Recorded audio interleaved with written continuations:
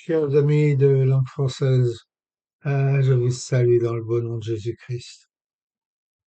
J'aimerais partager avec vous une petite comptine enfantine. Je vais vous la donner en anglais parce qu'elle est anglaise et puis voilà, je l'ai mise plus ou moins en français pour vous faire plaisir. Hey diddle diddle, the cat and the fiddle, the cow jump over the moon. The little dog laughed to see such fun, and the dish ran away with a spoon. En français, ça donne ça plus ou moins. Rien que des balivernes, le chat et le violon, la vache a sauté par-dessus la lune. Le petit chien a ri de voir un tel divertissement, et le plat s'est enfui, avec la cuillère. Ça veut pas dire grand-chose, mais c'est rigolo pour les gosses, et pour nous aussi. Voici ce que Jésus dit dans Matthieu chapitre 7, versets 15 à 20, Nouveau Testament. Gardez-vous des faux prophètes, dit Jésus. Ils viennent à vous en vêtements de brebis, mais au-dedans ce sont des loups ravisseurs. Vous les reconnaîtrez à leurs fruits. Cueille-t-on des raisins sur des épines ou des figues sur des chardons? Tout bon arbre porte de bons fruits, mais le mauvais arbre porte de mauvais fruits. Un bon arbre ne peut porter de mauvais fruits ou un mauvais arbre porter de bons fruits. Tout arbre qui ne porte pas de bons fruits est coupé et jeté au feu. C'est donc à leurs fruits que vous les reconnaîtrez. Évangile de Matthieu, chapitre 7, versets 15 à 20. Alors, mes amis, la question, elle est simple. Les agriculteurs en Israël ont dû rigoler quand Christ a demandé peut-on cueillir des raisins dans des buissons épineux ou des figues dans des chardons? Bien sûr que non. Croyez-vous en toute honnêteté que des raisins et des figues pourraient venir aussi facilement que cela sur des buissons épineux parmi des chardons? Imaginez la perte de temps. Pensez à la plantation, au greffage et à la coupe. Si seulement ces beaux fruits pouvaient pousser aussi facilement que cela sur des épines et des chardons, ce ne serait pas à la sueur du front des agriculteurs. Mais les agriculteurs d'Israël connaissent la réponse. Il faudrait un rêveur pour croire que les buissons épineux et les chardons pourraient produire des figues et des raisins.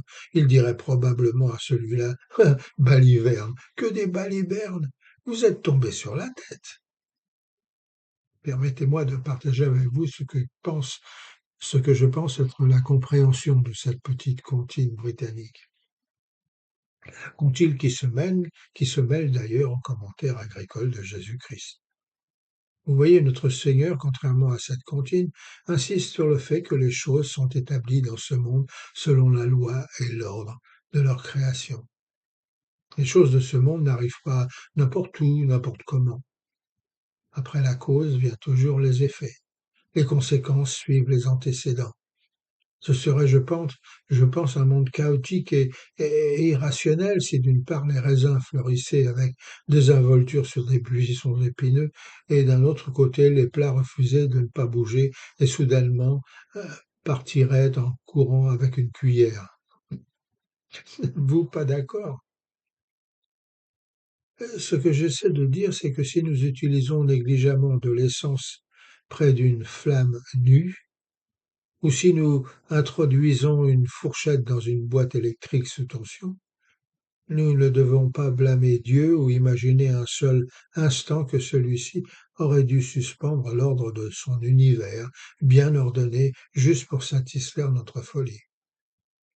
Je vous le promets, d'un côté l'essence s'enflammera et de l'autre, vous serez simplement électrocuté. Il me semble que notre intelligence, si petite soit-elle, comprendra le genre de complications que cela porterait dans notre vie si on laissait pousser occasionnellement des figues sur des chardons et que des vaches s'amuseraient à braver le contrôle de la gravité en jouant à saute-mouton avec la lune. Et vous voyez, ce qui est vrai pour notre vie de tous les jours en tant qu'être humain est également vrai dans le domaine spirituel. C'était un appel à notre vie spirituelle que le Christ a parlé lorsqu'il s'est exprimé sur les figues et les raisins provenant de ronces et de chardons. Ce qu'un chrétien devrait croire quand il dit qu'il croit en Dieu, c'est que rien n'arrive, n'importe comment. Les vrais chrétiens croient que la vraie joie et le bonheur ne peuvent jamais et ne se développeront jamais à partir d'une vie égoïste. De telles personnes n'apporteront jamais une forme de stabilité dans une société s'ils sont orgueilleux et que leur vie n'est pas basée sur l'entraide fraternelle et la dévotion à Dieu. Si nous préparons la guerre, mes amis, alors nous aurons la guerre.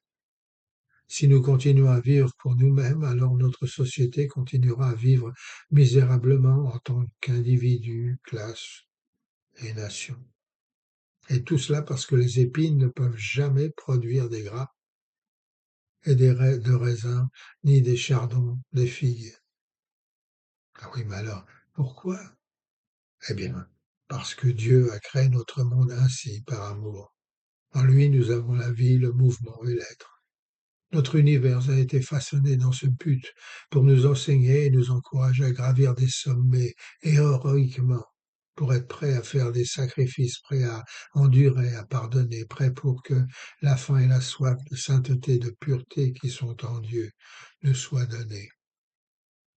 Voilà pourquoi la paix ne florira jamais de rien d'autre que de notre humble service et de notre bonne volonté. Et le bonheur ne s'obtiendra jamais tant que nous ne serons pas prêts à vivre et partager au milieu de la douleur des hommes affamés notre pain quotidien et à vivre de bonté, de miséricorde, de gentillesse, de bienveillance, de douceur et de charité. Vous voyez, la beauté et le divin de notre monde s'accordent à nous faire réaliser que nous devons travailler dur, sans répit, pour ce qui est pur et bon. Ces qualités ne viendront pas comme cela. Que penseriez-vous d'un monde où les dons les plus riches de la vie, tels que la dévotion, la compassion, la bienveillance, pourraient être obtenus avec des involtures, où la connaissance pourrait être acquise assis à ne rien faire, un monde où l'amour pourrait être sécurisé par un intérêt personnel, où la paix et la joie pourraient être achetées à un prix. Voilà pourquoi Jésus dit, tout bon arbre porte de bons fruits, mais le mauvais arbre porte de mauvais fruits. Un bon arbre ne peut porter de mauvais fruits, ou un mauvais arbre peut porter de bons. Alors ma question, elle est simple aujourd'hui.